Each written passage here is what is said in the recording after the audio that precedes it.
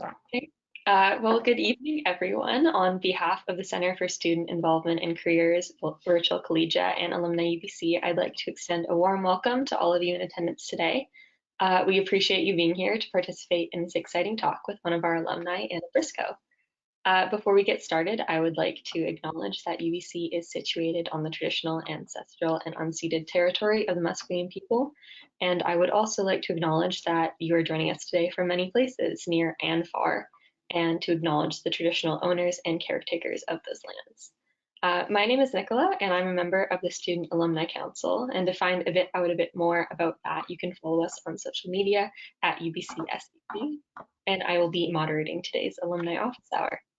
At Alumni UBC, the CSINC, and in the Virtual Collegiate program, we understand the value of mentorship and building community, especially during times of high stress. We hope to use these virtual collegiate alumni and collegiate office hours as a tool to help first-year students address their fears, make connections, and expand their community, and be mentored in a safe, small group setting by Alumni UBC. As you may know, the CSINC supports students throughout your academic journey by connecting you to experiences, resources, and people that will help you achieve your personal and career goals. They also offer a variety of programming, including orientations, such as virtual collegiate program that many of you are part of this year, mentoring, volunteer, and leadership opportunities, and workplace learning. And you can visit students.ubc.ca to learn more about the center and services. So today's Alumni Office Hour is a partnership with the UBC Hub of 10,000 Coffees. With 10,000 coffees, students can connect with a network of over 3,000 other students and alumni to develop their skills and build their network. So this event will be recorded through GoToWebinar, and the video will be available after the event through the CSINC. So all participants are going to be muted for the duration of the event. We will have a Q&A opportunity in the second half. You are welcome to type in your questions at any point during the presentation in the questions tab, and I will present them to Anna in our Q&A portion. Your questions will remain anonymous if they're typed in. Please keep your questions short and concise, as it will provide us with an opportunity to answer more of your questions. Now, I am happy to introduce today's speaker, Anna Brisco. Anna has graduated from UBC in 2016 with a Bachelor of Science in Food, Nutrition, and Health, and is now an Adjunct Instructor of Dietetics at UBC. So in this talk, Anna will share their story about their experience as a first-year student at UBC and the lessons they learned that became useful to their career and life after leaving university. I will now turn things over to Anna. Hello. Hi. As said, I've got some slides here. So yeah, my name is Anna. I'm a total nerd. I'm a dietitian. I'm a cook, aspiring birder because of COVID. It's a very socially distant, lovely activity. I'm a UBC alumni and a current instructor here, as Nicholas said, an educator and a student. So that's a little bit about me. And I'm really excited to be here today. So next slide.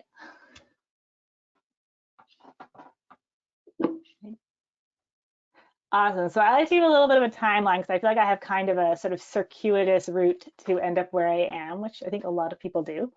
So I grew up in North Vancouver and graduated high school in 2004 and went off to start university at Queen's. So I didn't do my first year at UBC, but I will get there. So I did that. I studied biology. I did a minor in history because arts and science is one faculty, so you can do all kinds of fun things. So I did that and graduated right sort of the height of recession. So I did a little bit of work and also went to culinary school because I felt like I needed some really tangible skills. Really loved that. Started cooking, but then went back to finish my degree because I sort of got 3/4 of the way through and took a break for a bit. I went back in 2010 and finished my Bachelor of Science, and then spent the summer actually working as a cook and then as an urban farmer. From there, I ended up moving to Halifax. So I was in Ontario, in Halifax, working full-time in kitchens, and met a dietitian through some volunteer work and thought, oh, this is like a lot of things I really enjoy. You know, it's got the food, it's got people, it's got science, it's kind of all the things that I sort of had kind of wandered around but didn't know that there was such a thing called dietetics. So I applied to UBC Dietetics, got into the program and went back to school, which was a bit of a interesting transition going for about 6 years. It felt like that because going back in 2010 didn't feel like much like school. So it felt like I had been working for a long time before going back. I guess it actually isn't as long as now that I'm doing math, but you know, it felt like a very long time. So I was on campus 2013 to 2015, and then had a full year. The way the program works is the 5th year sort of full-time working as they call it practice education now, but it was called internship at the time. So I was on Vancouver Island, where I finished out the program in 2016, moved back to Vancouver, and worked 2 or 3 different jobs. Some were non-dietitian specific jobs, some were dietitian specific jobs. I'm happy to speak more to that until 2018, where I got 1 job, amazing, and then was probably laid off from that job. Another thing that happens quite often in the real world. And then, but out of that came an awesome opportunity to work at a job that I'm on leave from, but a job I still have, which is working at BC Dairy Association as a nutrition educator. So that turned into a full-time role. This past September, I just started grad school, so doing my Master's of Education from U of T, but online, so I'm still in Vancouver. And then as of not that many weeks ago, it's week 4 now of the term, I'm also teaching at UBC. So as Nicola said, adjunct instructor, professor, whatever that, yeah. So that's kind of, it's a lot there, but next slide. One thing I loved about land and food systems at UBC is it helped put a lot of my sort of the systems thinking or systems perspective, really put a lot of my experience into kind of a systems perspective of thinking, oh, I've worked all around the food system. So probably, I don't know if this is in LFS 100 because I didn't take that class, but anyhow, the sort of the food cycle, the food system and all those different stages. And so I realized I kind of worked all throughout it in terms of working as an urban farmer. I also hosted some farm tours in the last year, working more in sort of distribution. I worked at a food bank doing policy, but also just helping out and really seeing how that works, sort of the call it alternative food system, or the ways in which sort of now a lot of pressure around reducing food waste has kind of made its way into different sort of policies and also different programs. Then also sort of food processing. I've taught food skills both at a university level and also where it says here, the K-12 Pro D. So one of the things that I did in my current job is, well, with BC Dairy, is to do professional development workshops for teachers, helping them to figure out how to teach nutrition to youth and children, so from kindergarten all the way to grade 12, and what kind of skills that involves. Let's say access. So I also worked as a grocery store, both in kind of the, what they call it, I wasn't as a dietitian, but in a different sort of similar role, working with the some grocery store tours and things like that, and also as a dietitian. Again, food bank and food access, food insecurity is a big, or reducing food insecurity is a big passion of mine. And then in preparation, consumption, obviously I worked as a cook in many different kinds of fields, as well as working more on the programming side. So I worked in social housing, the kitchen and garden coordinator, and then working in long-term care, where a lot of it also, not besides sort of the clinical aspects of it, you're also working on the food service aspect, looking at the menu and how people are eating, talking to cooks a lot, and that really helps as well. And then, like as I said, sort of food waste and waste reduction is definitely a big an important thing. So also there. So it's kind of a it makes sense why I was a dietitian, why I ended up being a dietitian, because of all my experience beforehand, but now even since, it's sort of expanded that kind of food system lens, and definitely something I learned very much at UBC. So next slide. I also want to say I moved around a fair bit in the country. I kind of previewed this a little bit, but just that one thing I found is living in different places really gives you different perspectives on, even within Canada, but gives you very different perspectives on just like how our environment really shapes things like our food choices or our food systems, and our health more broadly. So as I said, I grew up in North Vancouver, lived in Kingston, which if you've never been there is a lovely town about halfway between Toronto and Montreal, along the lake, kind of about an hour south of Ottawa, if that's sort of a geographic point. And quite a small town, but I think so many little farms and very robust local food system, which was really cool to see and to work in. Then I spent a summer in Baker Lake, Nunavut, which was a really wonderful experience in terms of just that relationship building and the fact that even in smaller places, um, people really get to know each other. And there's just a lot of openness. So I was there working with a student group running a summer camp, and it was really eye-opening in a number of ways, and I'm happy to speak more to that, but it was just a very,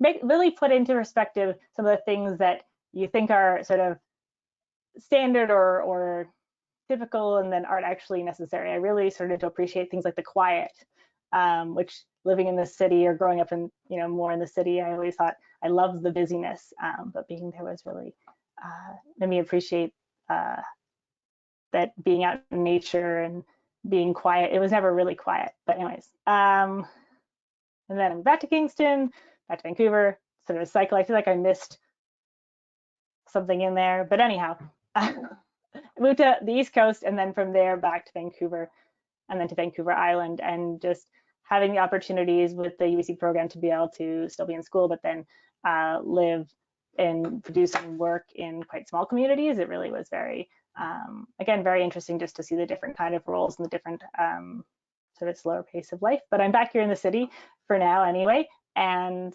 yeah, that's sort of a little bit about that. Next slide.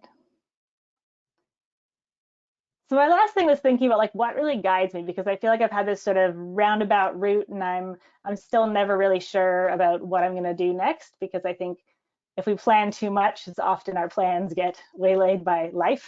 I used to have more certain plans and then they changed enough that I thought maybe I should just have some principles instead of full out plans. So I put a few of them here and I thought this might be helpful to sort of share a little bit. So the first one I put is self-compassion, but just being really like kind to myself. A friend recently told me be hard on systems and soft on people. And I thought that was a really great way to put it, just because, sometimes it's easy to get upset if things feel really unfair or there's a lot of, hard stuff out in the world, and to really have both self-compassion and just compassion for people, but also not to then feel like you can still speak up when things don't feel right. That is reframing failure. I used to always worry so much about, getting a bad mark or any sort of thing where I felt like I wasn't doing enough. And I've learned over time that actually when you make mistakes, you learn so much from them, whether they're your own mistakes or they're just things that happen that aren't great. Often that becomes an opportunity for learning and for growing. So I put this quote here from Thomas King, that stories are all we are. Because one of the things I've learned is we tell ourselves stories all the time in our heads. We're always telling ourselves stories. And sometimes the stories we tell ourselves aren't based on, they're one version of the events in our life, but they might not be the only way to tell that story. So I guess it's both a reminder to me of what stories do I tell myself and what stories do I tell other people, or do I tell to myself about other people, and how I, kind of sort of questioning some of the ways that perhaps I might assume some things about others. So thinking about sort of questions, the other thing that kind of guides me is questioning my motivations. So what I mean by that is sometimes we can get really excited about something, but that often can mean sometimes we don't take that step to reflect, and which kind of, I guess they all tie together a little bit. But thinking about who benefits from this. So if I'm working on a program or thinking about a class plan, it's like, who does this, who benefits from this kind of approach, and maybe who is left out, so that can maybe help think a little bit deeper about how I could either add different things or collaborate with more people in order to create a better program or a better outcome. And the last one, yeah, with that reflection, I think that anyone's greatest strength can also be their biggest weakness, because it just means it's the thing that you really love, but maybe when you only focus on that, you miss other things. I heard it recently that, whatever you're facing, there's something behind you as well. So sometimes when we only look in the sort of, it's not to say that your greatest strength is helpful, absolutely, but if it's all you sort of use, it can actually have sort of more negative outcome too. So it can be both and. And the last one here, embrace deliciousness. I feel like sometimes I can be really serious and get very focused. And so for me, deliciousness is just taking that time to just sort of relish life, enjoy things. For me, it's food for sure, because I love food. But not just that's not the only kind of deliciousness, I guess. It's just like really enjoying that sort of zest for life and the things that come up. And right now it's also been birds. So for some reason. Uh, Anyways, so I think that's all I have as far as my formal presentation, but I'd love to chat with you, Nicola. Yes, thank you so much for that wonderful presentation. We could take some audience questions, or I can start with some other questions. I had so many questions for you. But as you mentioned, you've experienced a number of different jobs, and there's so many different roles available for LFS alumni. So what job opportunities exist for LFS students, and do you have any advice on how to find those opportunities? Awesome. That's a really great question. There are definitely a lot of different ways you could sort of expand out, because food systems, is sort of like they're everywhere. So thinking of all the different sorts of roles within those different stages in the food system. In terms of like, so it really depends on what you're interested in. Like if you're really interested in working with people or working in community, then maybe something like community gardens, or maybe something like, more food programming. If you're in Vancouver, there's the Vancouver Food Net, what is it? Oh my gosh. Neighborhood Food Network, I want to say is the acronym. It keeps changing. But that's like a great, just looking for the organizations or the networks that maybe look at that particular issue, or field, and just keeping your eyes open to what people are doing, or like an event, and seeing like, oh, is that something I'm going to be interested in? So talking to professors, talking to speakers, honestly sending an email to someone you've never met just because you think what they do is cool. It seems daunting, but that's how I ended up finding the mentors that I have, is just by being like, hey, I think what you do is really cool. So that would be definitely a thing to point out in terms of what can help. Yeah. Yeah, that's great advice. It's funny that you mentioned that, just talking to someone who you think what they do is cool. That's actually how I found my current program. So I'm in global resource systems in land and food systems, and I was in my first year at UBC. My first year was in arts, and I wasn't quite sure where I wanted to go, what I wanted to do with it. And I actually found my program when I think I was applying to be a Jumpstart leader in my first year, and I was chatting with the girl in the lineup, and she was like, "Oh yeah, I'm in this program. It's really, really cool. You should check it out." And I did, and I was like, "This is perfect." And then I transferred like the next day. Um, so definitely reaching out to people is a fantastic way.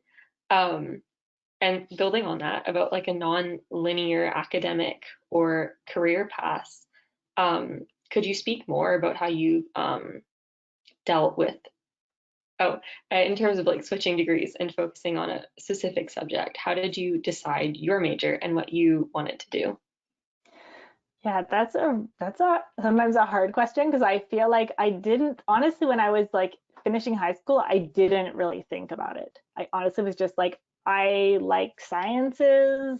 I don't know, like it was sort of what was in my family. That was my initial kind of start with it, was just like, uh, I like life sciences. Let's try biology. And then the way I sort of opened up is like taking an elective in history made me think, oh, this is actually super interesting. And so then I got more interested in kind of seeing things from different perspectives. And so I really appreciated that, about being able to sort of do a little bit of both, doing some of that sort of like understanding stories and histories, and kind of like different sort of critical thinking that might not be engaged so much in some of the earlier sort of first and second year science classes.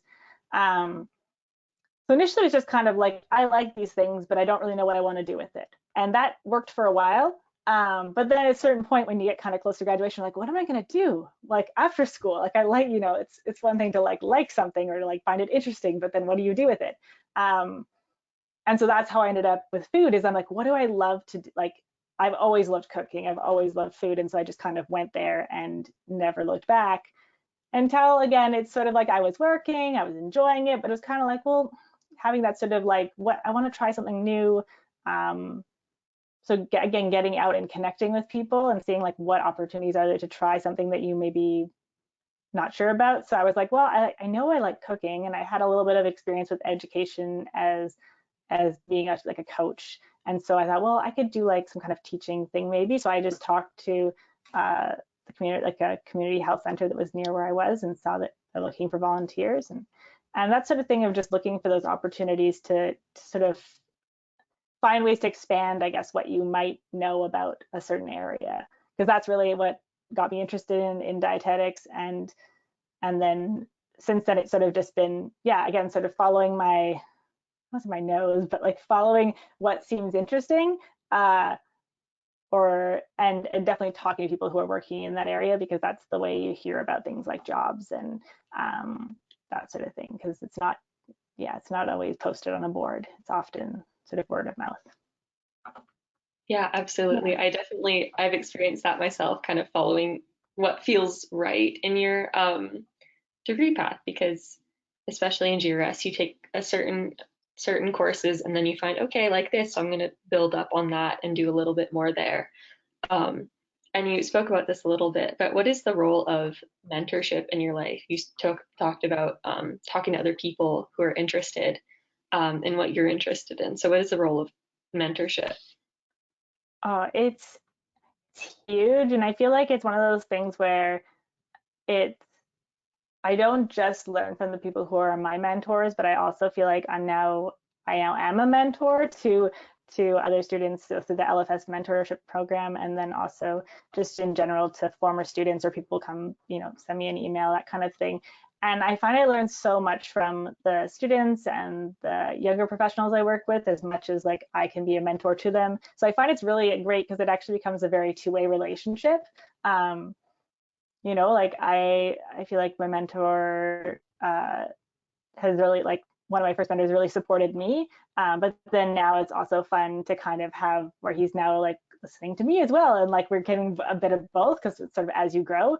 But I find that like it's so great to have an ear when you're like, especially if there's something that's hard, you're like, I feel like I can't be the only person who's experienced this. But sometimes it feels like you're the only person who's experienced whatever it is, whether it's like being stressed out about finding a job, or feeling like, you're not equipped enough for something. And so I think that's really a big piece of it, is having someone who can support you sort of professionally, but then also knowing that it's not a one-way relationship, that I think it should be both two ways. Yeah. Yeah, I find that really valuable. I've experienced a little bit of that myself with my program director, who initially was helping me in the program. And I haven't really had a chance to help her yet, except with technical with Zoom, but that's about it. And then Hey, that's experience, important stuff too.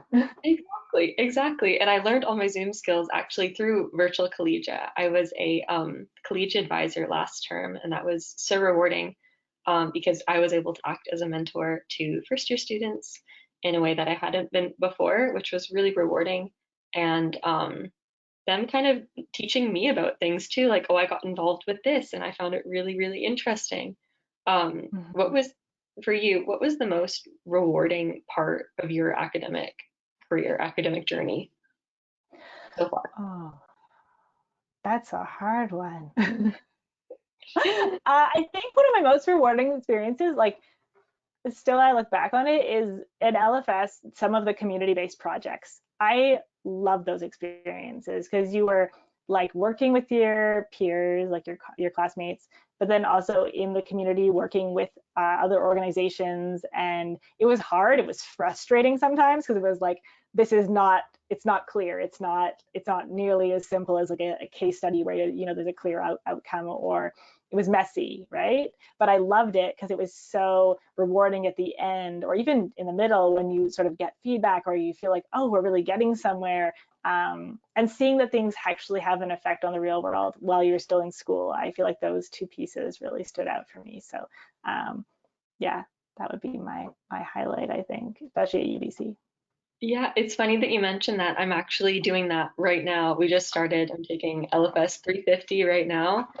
A good Um, one. only just made contact with our community partner.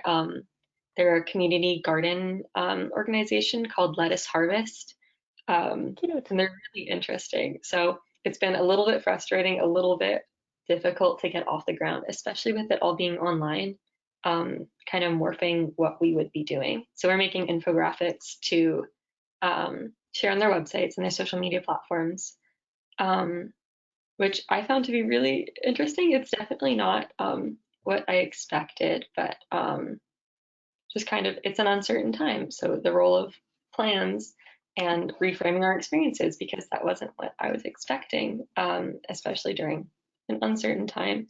Could you speak to more about how you have dealt with significant events during your degree and your life? Oh, like around uncertainties? Oh, Yeah. yeah, I could definitely. So I guess it's not really, it's sort of buried in my timeline a little bit, but when I was in third year at Queens, I hit my head pretty badly. And it was just, accident, nothing wild, but I was fine, or at least I thought I was fine, but schoolwork became a lot more difficult. And I had trouble kind of quantifying it at the time. But it became much more difficult. So I actually ended up taking a break, and that's sort of why I ended up at culinary school. But really feeling like it was a major setback in terms of like just feeling very like, what am I gonna do? What am I gonna do with myself? Because I can't think straight. I can't write. That was my like big thing. So in terms of how it came out, and that really was actually in some ways one of the it's now looking back, wasn't a great experience, but it was a transformative experience because it gave me so much more patience with myself. I had to be patient with myself. So for me, it's sort of uncertainty or when things change is just like it's really helped me to deal with those changes, to just be really patient and to take my time and to ask for what I need to do well. So that's the other thing. It really is helping to advocate for myself. And I think that's something that everyone can take in hand from this time is you might not is to try and figure out like what will actually help, because sometimes we have this idea of like what would ideally work, but then we're all placed into the world of a lot of uncertainties, but trying to figure out what works for you, which can be very different than what works for other people. I like to color code everything. A lot of other people like to just, have a digital planner. I like hard, like we all do things differently, right? To keep ourselves organized and to keep our mood and other things going. But figuring out what works for you has taken me a while to learn, because I used to think, oh, well, if someone says, gives advice about what you should do is this, or, you read any of the sort of self-help type things, it'll often be like, do this. And it's like, now I'm much better at just being like, well, what could work for me? And that seems to be like, yeah, that's something I think that helps deal with uncertainty, is just trying to take a step back and sort of, uh, yeah. Yeah, thank you for sharing that. How would you work on that? I'm working on that with myself too, trying to figure out what's good for me in my life. How do you work on that? Like finding what is good for you, what in that process? Well, it depends on what it is, but I feel like one of the things that helps is sometimes it's looking to like others, so like looking, doing a cursory kind of search sort of thing. But also can just be like kind of trying things that seem weird, or like if something sort of seems intriguing but you've never tried it. Then give you an example of like, how there's often like a dictate function, or like to say send audio, like to dictate to text Hmm. in a lot of word processing or whatever. And I always saw it and just thought like, what is that about? And I was like, I'm gonna try using it. And of course, there's a steep learning curve on using any new technology, but it kind of gives a sense of like, why not try it? Like, yeah, it might be awkward and weird, and you're talking to yourself, but hey, whatever. Maybe it works great. I don't know. Um, that's sort of one thing I found, and just figure like it's gonna feel awkward the first time you do something new. Um, but kind of stick with it and see like after a few times of trying it, like a new system or a new habit, because of course the habits don't build right away. See how it feels after a while, not the first time, because the first time will always feel awkward. Yeah, I Yeah. would definitely I would definitely agree with that. Thank you for sharing. One thing, so I like to knit, and I've talked about this a ton in the SAC and in GRS. I'm that knitting girl, but I grew up doing it and I loved doing it. And in my program, I had just transferred in. I'd been maybe in the program for 4 months. I'd been going to classes once a week, seeing people, but I didn't really know anyone that well.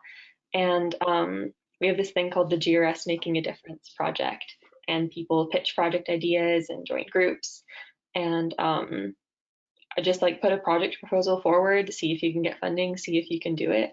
And I was like, hey, I have this idea about like doing like knitting circles and talking about like current issues. And I came up with a name for it. It was Knitwits, so because you're knitting and you're using your wit. um, Nice. it was kind of weird, and I didn't really want to pitch it, but then I did, and I'm so glad I did. Just because I found other people who also liked doing that, and I didn't think that was a thing that a lot of people would want to do. And it didn't exactly turn out the way we thought it would with COVID and everything. Hmm. But it was a great experience. It's morphed into something different this year. It's more about community dinners. Um, but there's just so many ways you can just go with what feels right to you.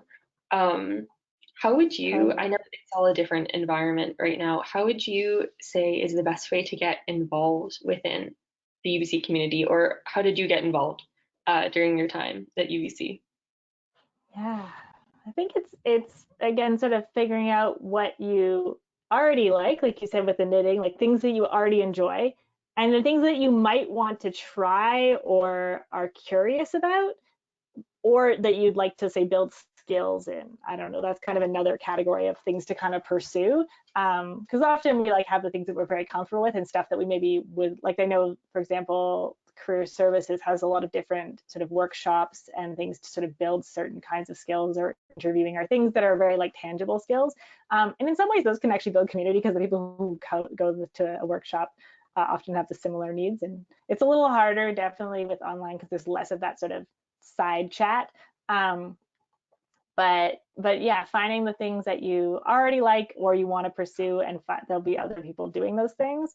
The other thing is when like, if you're in like if we're working on a group project or something like that, like in class, and you just kind of like jive with somebody, like follow up on that. Say like, hey, you seem kind of fun. Like, would you be open to having like a Zoom hangout? I had a friend, or I guess now a friend, but a classmate do that with a couple of friends in one of my grad school classes. It was just like, hey, do you want to talk more about like other stuff that's not school stuff? And it was great. It was such a great idea. I was like, I would have never thought to just like have a like coffee. Um, but it's great. So yeah, reaching out to people who just seem like you might want to be friends with them. I think that's very, very helpful, just to kind of build those connections where they are. And yeah. Yeah, I would definitely agree with that. I have a success story to bolster that Oh. idea too. In my first year, I'm sure you could do it online too. I'm sure this could have happened in an online format too. My roommate, who is actually my roommate right now, I met her in first year through the Math Help Center because we were both taking first year math and both were having a tough time. And so I met her at the Math Help Center, and I had seen her around. And I was like, hey, do you want to go study together? And we just studied for all the midterms. We became really close, and then roomed together last year and roomed together this year. So definitely reach out Yeah. to people who you just have a good connection with. Um, Yeah. this, I'm really That's interested. awesome. Yeah, I'm really interested in hearing a bit more about your experiences at, I think it was Baker Lake you mentioned, about Mhm. traveling around Canada. Yeah. Yeah. I really just have so much appreciation for how much our like more and more how much our sort of way of living or way of being is influenced by our environment, and how that really is quite different in like a larger city like Vancouver, which isn't, in the scheme of the world, is not very large, is the other thing I'm really recognizing, but in the scheme of Canada is considered quite large. um, and then even that, how even if just going a little bit out of town, it feels very different. Or yeah, so in Baker Lake, it was because it's a hamlet, so I guess smaller than a town of around 2,000 people, and it was definitely we did a lot of preparation before we went there, so learning some language, some Inuktitut, and sort of cultural says I think they called it cultural sensitivity at the time, but sort of cultural safety type practices. And we were working in a bicultural camp, so we worked with local leaders to do it in two languages, and it was really just around building sort of fun for the kids over the summer.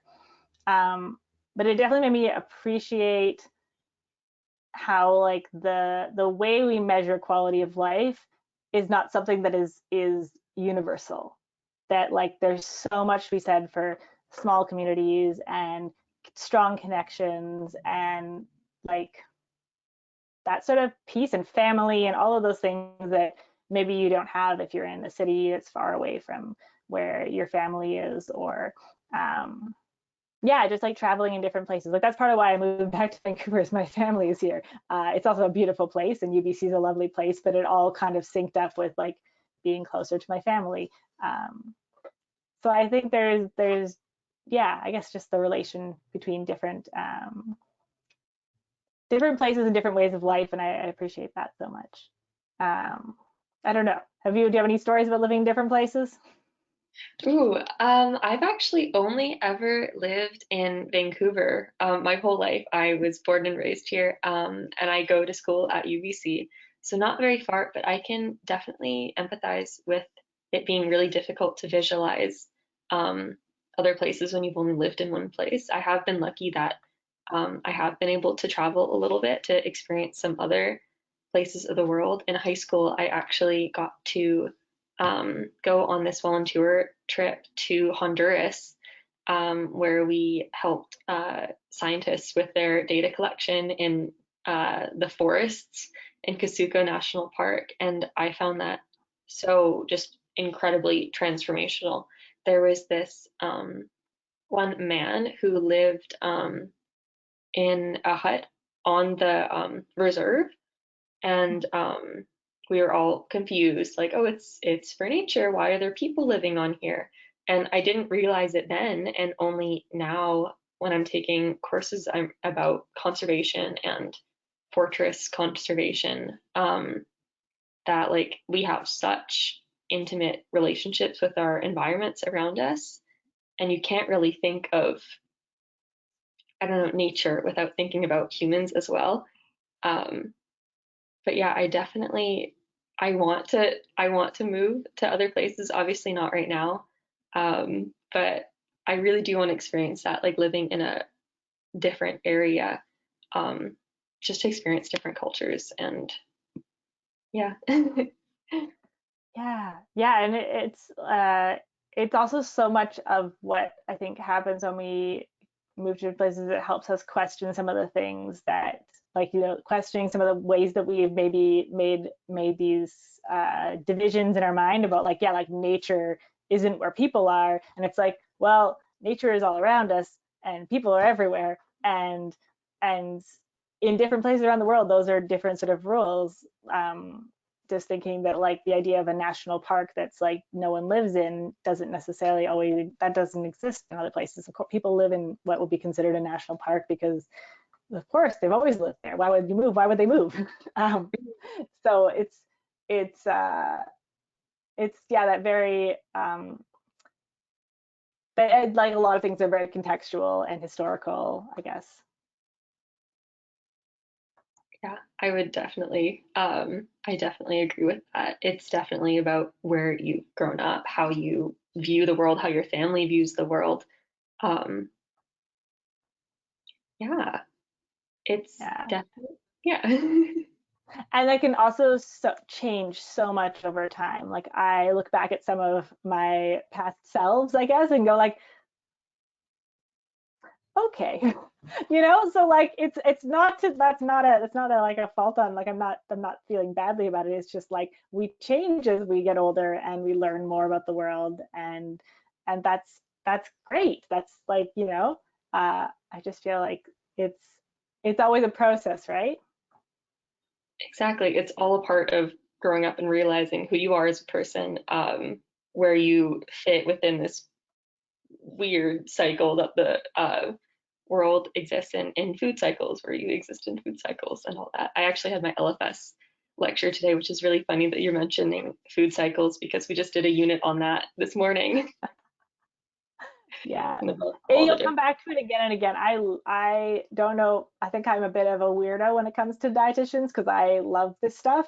Like systems thinking is such a strength in any field you end up in. It's such to be able to look at sort of the pieces, and because every part of that system, this is like a general thing, and every class you take also, you'll start to notice over time is I don't know if you've ever seen this, where there's kind of like a certain viewpoint or a certain way of thinking that that is part of that sort of discipline. Like you could like think people talk like thinking mathematically or whatever, that kind of thing. Like there's these ways, but if you take multiple different kinds of classes or like more interdisciplinary kind of courses like in LFS, you start to notice those different ways. And so you can like move between them and sort of see how different ways of thinking can be beneficial in some situations and not all situations, and kind of see that sort of, I don't know. I found that to be a really cool thing that I learned at UBC.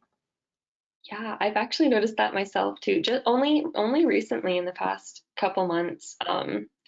Because with my program, it's so you can take so many different courses and Mhm. it's very interdisciplinary. Nothing's really off limits. So I noticed like switching from like a statistics course to a history course to LFS, which prioritizes more traditional ways of knowing. We actually, our last class, we had our teacher tell us a story to help drive in the idea of like community engaged learning and about the importance of contextual um, approaches to any sort of problem, which is really valuable. And it's really, really interesting because I hadn't been able to experience that before. Um, and I think it's really valuable going forward. Really. Yeah, that's, oh my gosh, so much love for what you just said. That's it. That those pieces and uh, I don't have anything more to say on that. I think it's great. Yeah, it's interesting how the pieces all fit together. Changing gears a little bit, Mhm. given our current situation of COVID-19 and moving back to a more employment-based approach, do you have any advice for students who might be trying to find work during a recession, as you mentioned that you had to do previously, currently? Yeah, that is a really good question. I think the key thing with any sort of job search is thinking about not just the perfect job or the job that you want, but the things that will help you get there. Because I think, as an example, after graduating from from LFS with my degree in dietetics, I didn't want to work where I had done my internship, and so I wasn't able to find a dietitian job right out of school. And a lot of my classmates did, but I didn't. And some people waited until they could find a dietitian job. That's fine. That's also an option if you have that. But I didn't want to sit and wait, and also there are bills to be paid and different things happening. So I was just went with like, I'm just going to find something that is interesting enough and in my general realm, but I'm not going to focus on it being too specific. I don't need to be a dietitian role yet. I know I'll get there. This is the thing. I know I'll get there. I think that's like a key thing is you'll get there. You don't need to get there right this moment, and that's okay. So finding like the roles or the things that might get you closer to or make you learn a new skill that you might want to use later down the road. So being more open-minded about sort of the specifics of it, because there's always something that a job can teach you that you wouldn't learn necessarily in school. It might not even be related, but you'll pick up stuff from it that will be transferable. I guess that's my other pieces. And also then talking to people in a field, if you do want to get into something somewhat more specific, is finding those resources, whether it's a community, a listserv that posts jobs, or someone who works in the field to find out kind of what's happening there, because sometimes, yeah, like not everything goes on a job board. So the sort of human connections you have are often quite a bit more reliable. But yeah, that's definitely is thinking broader rather than narrower, because like there are so many things I learned in kitchens that I apply in teaching, that I apply in, in dietetic practice in hospitals. And if I wouldn't have worked in like a minimum wage cafe for a number of years, I probably may have not noticed that. Or, it's those kind of jobs do help too, even if it's not what you want to be doing long term. I think that's really, really valuable, that keeping the big picture in mind, that you'll get there eventually. Everything in your journey is valuable. Every step in your life, even though it might not be the most expected or the most easy, is part of your journey. For students online right now, do you have any advice for students who may be having trouble staying focused while learning or in an online environment? That's a really great question. I know there are a lot of people out there working on that. But the best thing I can think of is take digital breaks. I know people say that, but take breaks. I don't know how long you need, but take breaks. And if that means finding some non-screen activities.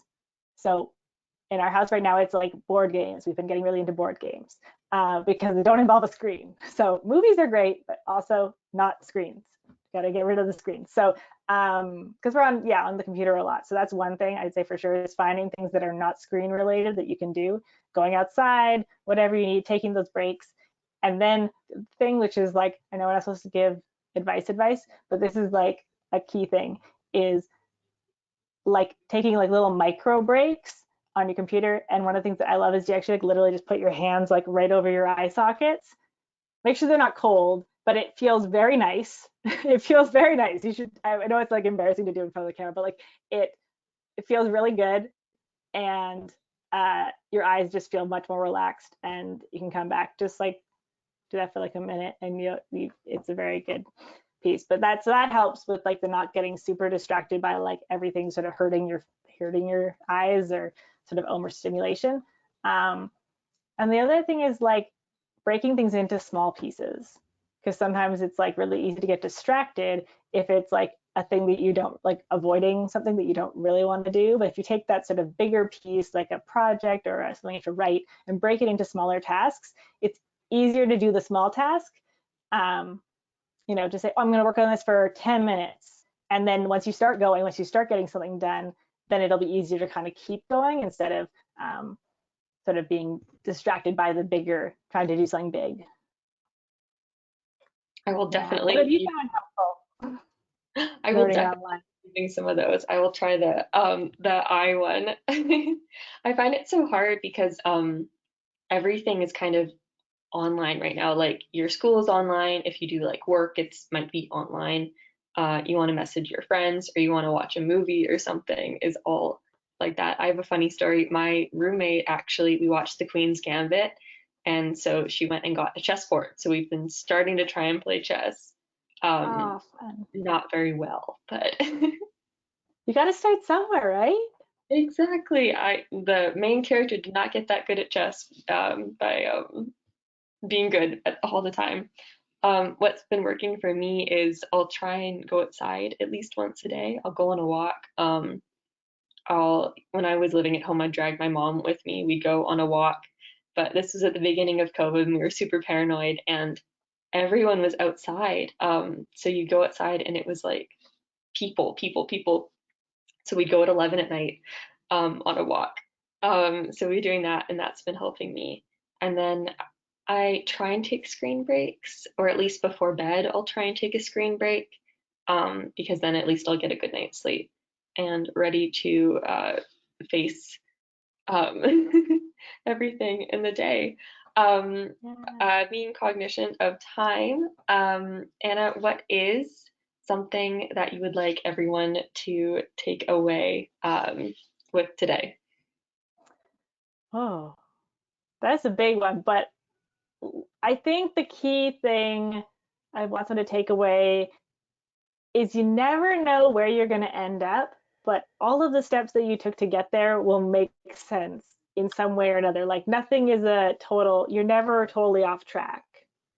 You know, there's no, even if you do something and you end up doing something completely different, those things will come back together at some point in your future. So I think it's like taking chances on things that seem interesting, even if it might not be what you want to do long term, and that's totally fine, just to try things out.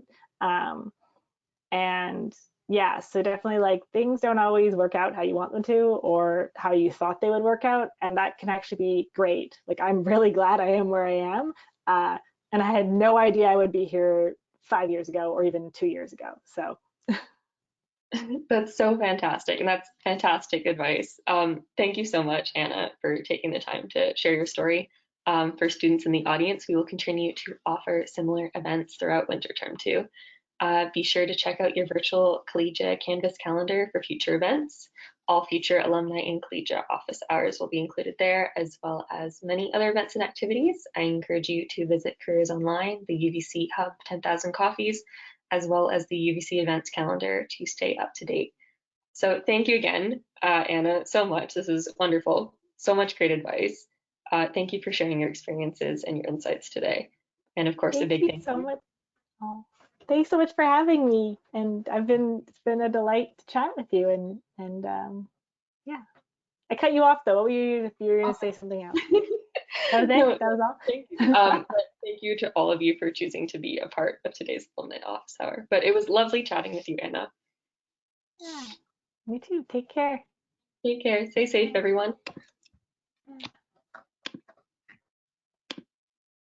I'm not sure how to end this.